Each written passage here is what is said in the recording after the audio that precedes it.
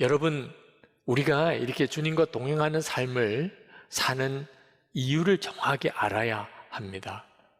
하나님께서 우리에게 허락하신 가장 놀라운 은혜와 복입니다.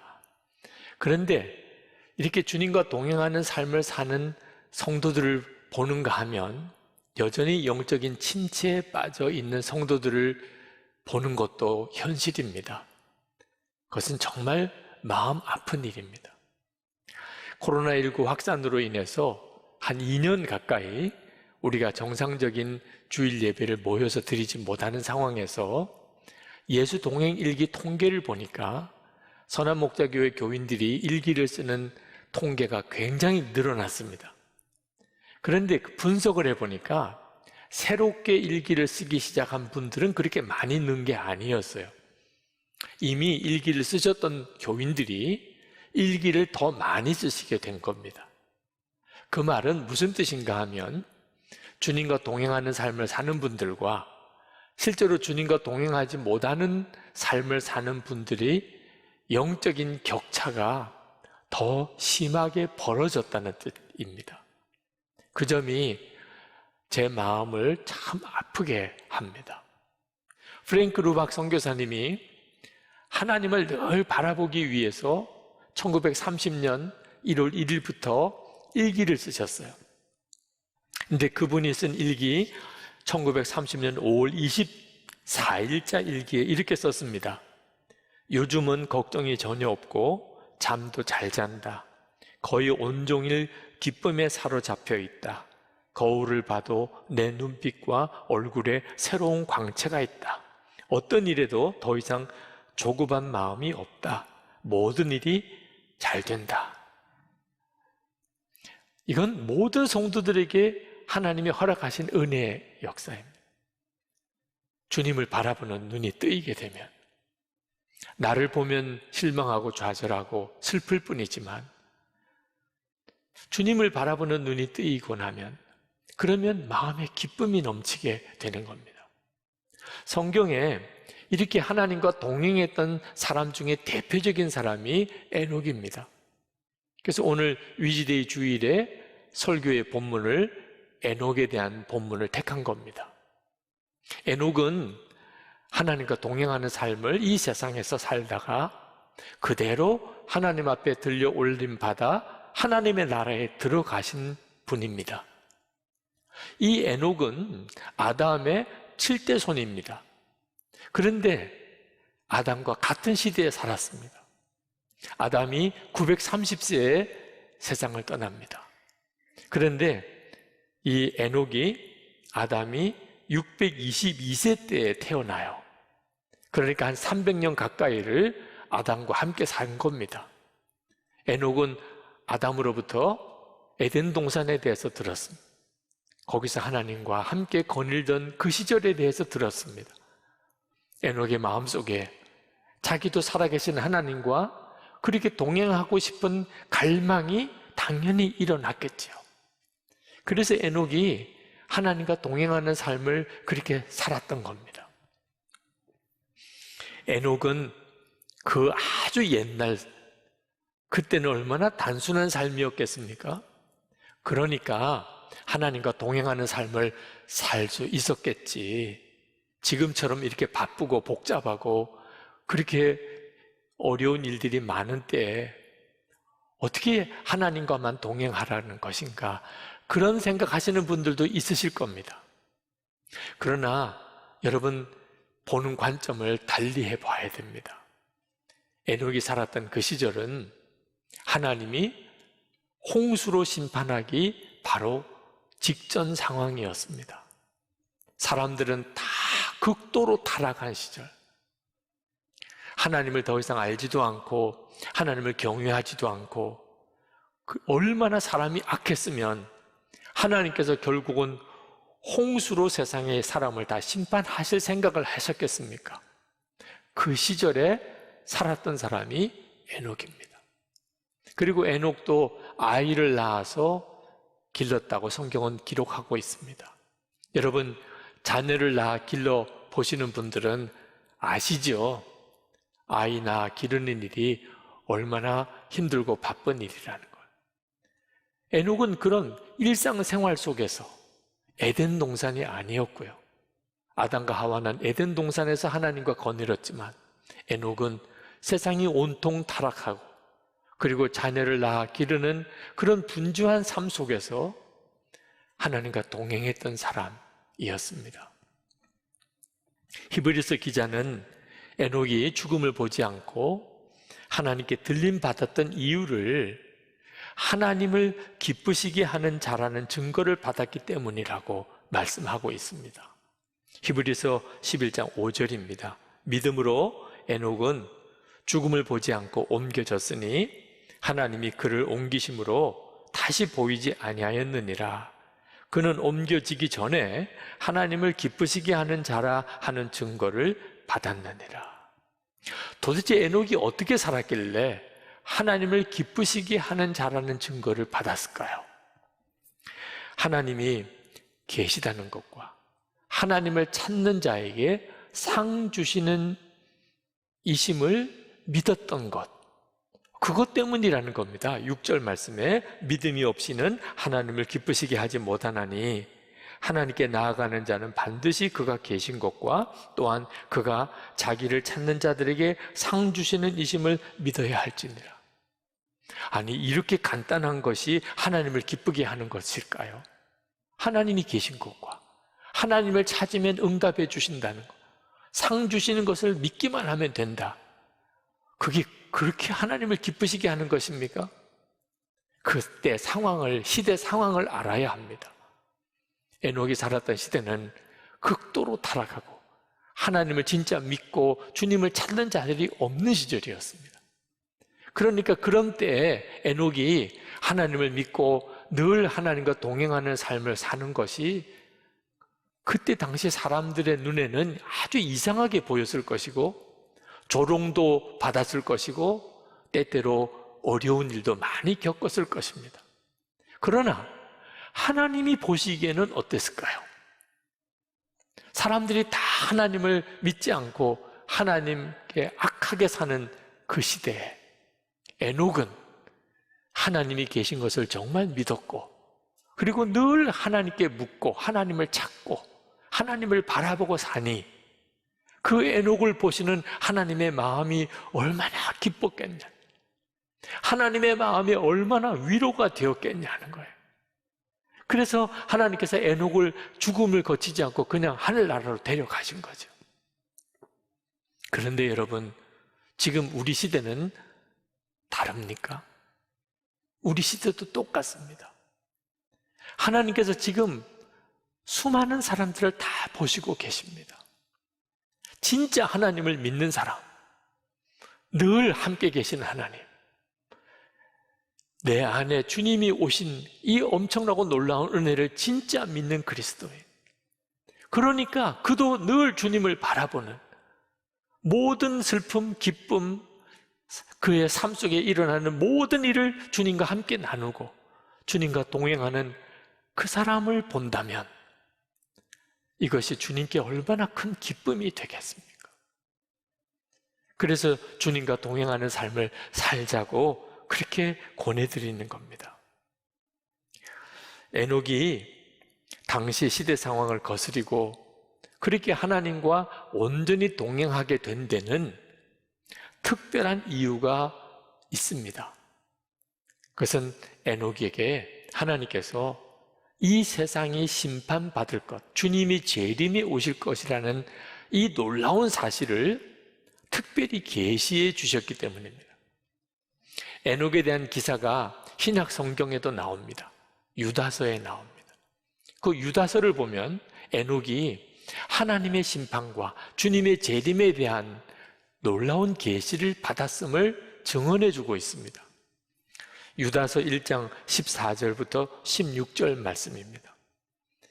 아담의 7대손 에녹이 이 사람들에 대하여도 예언하여 이르되 보라, 주께서 그 수만의 거룩한 자와 함께 임하셨나니 이는 무사람을 심판하사 모든 경건하지 않은 자가 경건하지 않게 행한 모든 경건하지 않은 일과 또 경건하지 않은 죄인들이 주를 거슬러 한 모든 완악한 말로 말미암아 그들을 정죄하려 하심이라 하였느니라.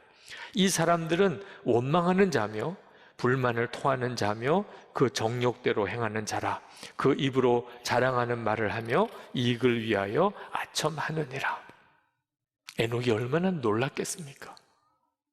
하나님이 계실 뿐만 아니고 하나님이 그 극도로 타락한 사람들을 심판하실 것이라. 그리고 시대를 뛰어넘어 우리 주님이 재림에 오시는 그날까지 에녹은 보았습니다. 그리고 에녹의 삶이 완전히 달라진 거예요. 그때 에녹이 아들을 낳습니다. 그 아들이 무드셀라인데 무드셀라의 이름에 의미가 있어요. 의미가 뭐냐면 이 아이가 죽으면 세상에 심판이 있다, 그런 뜻이에요. 사람 이름도 참 이상하게 지었죠.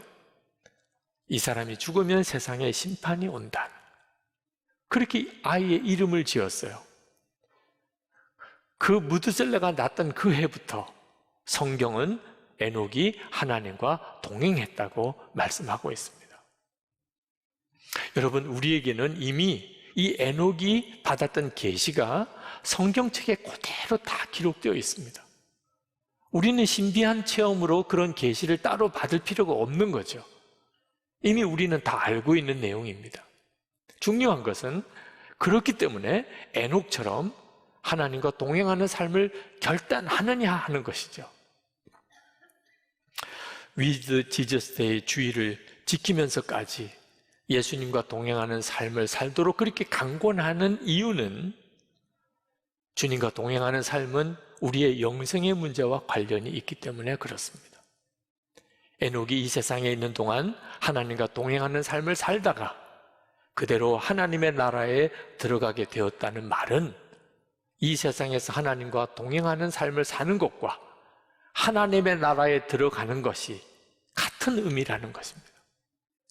세상에서는 자기 마음대로 살다가 주님과 상관없이 살다가 그저 형식적으로 교회만 다니다가 죽고 난 다음에는 영원한 하나님의 나라에서 하나님과 함께 사는 것은 전혀 맞지 않는 일이라는 것. 히브리서 기자가 성도들에게 살아계신 하나님에게서 떨어질까 조심하라 라는 말씀을 하셨어요. 히브리서 3장 12절입니다. 형제들아, 너희는 삼가 혹 너희 중에 누가 믿지 아니하는 악한 마음을 품고 살아계신 하나님에게서 떨어질까 조심할 것이요.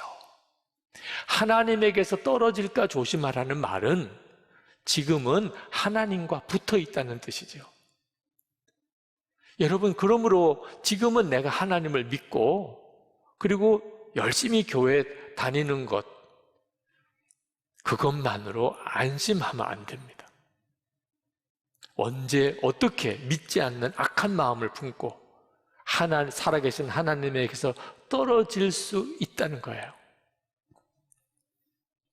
만약에 구원의 방주에 타기는 탔는데 어떻게 하다 보니까 방주가 흔들려서 내가 그 방주에서 떨어지게 되었다면 여러분은 어떻게 반응하시겠습니까? 아마 정말 그보다도 더 급박한 일이 어디 있겠습니까? 살려주세요, 도와주세요, 뭐든지 붙잡고 그 방주에서 떨어지지 않으려고 몸부림치지 않겠습니까?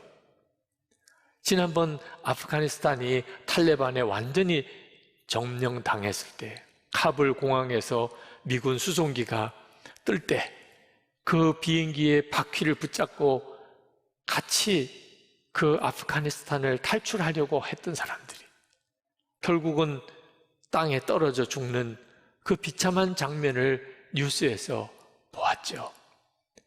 그때 뭐라고 설명할 수 없는 애통함이 일어나서 그렇게 눈물이 났습니다. 그 절박감, 그 두려움이 얼마나 크면 저렇게까지 했을까, 그런 생각이 들었습니다. 그런데 기도 중에 또 그런 마음이 들더라고요. 노아 홍수 때 그 방주의 문이 다 닫히고 홍수가 일어났을 때 사람들이 노아 방주에 매달리면서 어떻든지 문을 열어달라고 그렇게 하지 않았을까? 그러면서 지금 우리 시대가 그때와 다를 바가 없다는 것을 주님은 깨우쳐 주셨어요. 지금도 수많은 사람들이 살아계신 하나님에게서 떨어져 가고 있습니다. 예수를 안 믿었던 건 아닙니다. 교회를 안 다녔던 것도 아니에요. 그런데 지금은 그 구원의 길에서 완전히 떨어져 버리는 거예요. 그런 아슬아슬한 지경에 있는 성도들이 많습니다. 그런데도 자기가 구원의 방주에서 떨어지는 심각함을 못 느끼고 있는 거예요. 이것이 저를 참 애통하게 합니다. 오늘 이 말씀을 준비하면서 더욱 마음이 간절했던 것이기도 합니다. 왜냐하면 영적인 침체에 빠져서 완전히 영적으로 잠이 들어버린 겁니다. 자기가 지금 구원의 방주 안에 있는지, 방주에서 떨어지려고 하는지, 완전히 떨어진 건지 전혀 구분이 안 되는 거예요. 영적으로 잠이 들어버리니까 오히려 신앙생활을 뜨겁게 하는, 주님과 온전히 동행하는 삶을 사는 것이 이상하게 보일 지경입니다. 여러분, 하나님을 안 믿는 건 아니지만 하나님이 진짜 나와 함께 계시는 것은 안 믿어지는 사람 있을 거예요. 한 주간 동안 살아도 하나님의 말씀 들은 게 뭔지, 하나님이 내 삶 속에서 역사하시는 게 뭔지 간증하고 나눌 게 하나도 없는 사람도 있을 거예요. 기도도 안 되고 말씀도 읽어지지 않고 찬송, 그게 뭐가 그렇게 좋은지도 모르겠고, 은밀한 죄, 습관적인 죄, 이미 그것을 끊어야 하는 거 알면서도 여전히 그런 죄에 매여 사는 사람들이 있으실 거예요. 그게 바로 영적으로 잠이 들어버렸고 영적인 침체에 빠져버린 겁니다. 만약에 지금 여러분이 그런 상태에 있다면, 여러분이 지금 직분이 어떠하든지, 여러분이 얼만큼 예수를 믿었든지 상관없이 여러분은 살아계신 하나님에게서 떨어지고 있는 정말 심각한 상황입니다. 그 사실을 깨달아야 되는 거예요. 에녹은 온 세상에 타락했던 시절에 하나님과 동행했으니 얼마나 힘들었겠습니까? 그에 비하면 우리는 주님과 동행하는 삶을 살기에 너무 좋은 때에 살고 있습니다. 우리에게는 하나님의 모든 비밀과 진리, 계시의 말씀이 다 담겨있는 성경책이 있습니다. 누구든지 눈으로 읽고 확인할 수 있습니다.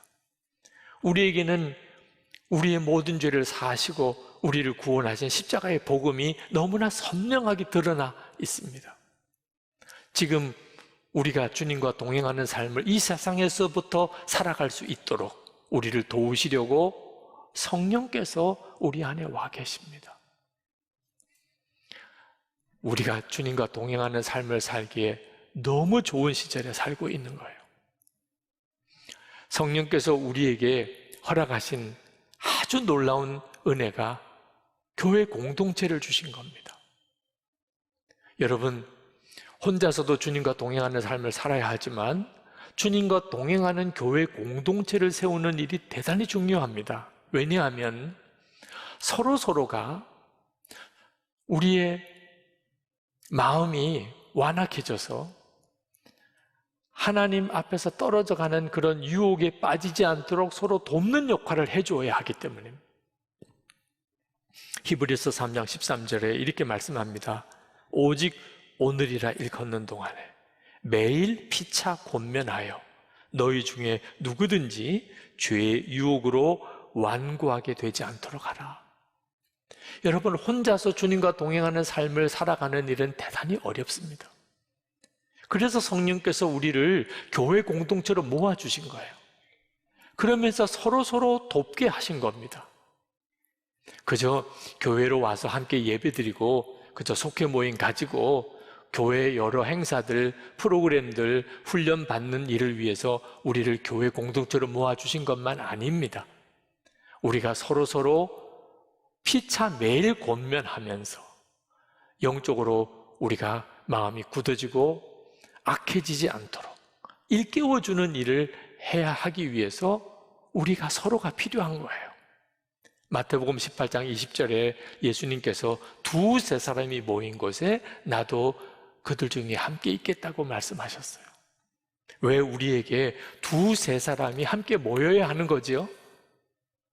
우리가 서로에게 매일 피차 권면하여 누구든지 죄의 유혹으로 마음이 완고하게 되지 않게 해주는 역할을 누군가 서로 해주어야 하니까요. 며칠 전에 중국에 있는 어느 자매로부터 아주 긴 간증 메일을 받았습니다. 그 메일 속에 이런 내용이 들어있어요. 어머님이 예수를 믿지 않으시는데 어머님에게 전도하려고 제 설교를 어머님에게 계속 들려드렸답니다. 어머님이 한국말을 익숙하지 않으니까 통역을 해가면서 제 설교를 어머니에게 들려드렸대요. 그랬더니 어느 날 어머님이 그렇게 이야기를 하더랍니다. 내가 이 목사의 설교를 들어보니 너 예수 믿는 사람 아니네. 아니, 예수님을 정말 믿는다면 두려워할 게, 염려할 게 없어야 맞는데 너는 가만히 보니까 두려워하는 것도 많고 염려, 걱정도 많은 거 보니 너 예수 믿는 사람 아니구나. 이 어머니의 말씀에 이 자매가 엄청 충격을 받았어요. 자기는 어머니 전도하려고 설교를 들려드렸는데 알고 보니까 자기가 사실 예수님을 엉터리처럼 믿고 있었던 거죠. 그분이 고백하기를 그렇습니다. 내가 진짜 예수님을 믿는다면 이렇게 두려움과 염려가 많을 수가 없는 거죠. 그래서 그분이 다시 한번 갈라디아서 2장 20절 말씀, 나는 죽고 예수로 사는 십자가 복음을 진지하게 기도하고 받아들이게 됐다는 거예요. 그리고 결국은 정말 주님과 함께 십자가에서 죽고 예수님으로 사는 은혜의 눈이 열렸다는 거예요. 여러분, 우리에게는 누구든지 서로 피차 권면해서 우리가 늘 영적으로 깨어있기를 도와주어야 하는 존재들입니다. 에녹의 아들 무드셀라가 죽은 해에 실제로 노아 대홍수가 일어납니다. 그런데 성경은 노아도 하나님과 동행하였다고 창세기 6장 9절에 그렇게 증거합니다. 에녹도 하나님과 동행했지만 노아도 하나님과 동행했다고 말합니다. 노아가 어떻게 그런 믿음을 가졌을까요? 무드셀라가 노아의 할아버지입니다. 근데 이 무드셀라와 노아는 600년을 같이 살았어요. 그러니까 노아가 방주를 지을 때 무드셀라가 같이 있었던 겁니다. 노아를 계속해서 격려해 주었던 거예요. 아버지 에녹으로부터 받았던 그 믿음, 그 교훈을 손자인 노아에게 계속 전해 주었고 방주를 짓는 내내 무드셀라가 함께함으로 노아가 끝까지 그 사명을 감당할 수 있었던 거예요. 사실 노아의 그 믿음은 에녹의 믿음으로부터 이어진 거죠. 우리에게는 이와 같은 일이 필요합니다. 우리 자신도 주님과 동행하는 삶을 살면서 그것이 우리 가족들에게 영적으로 영향력을 끼치고 우리 교우들 사이에 서로 주님과 동행하는 사람이 속회원 중에 한 사람이라도 온전히 있으면 그 속회원들이 다 영향을 받게 됩니다.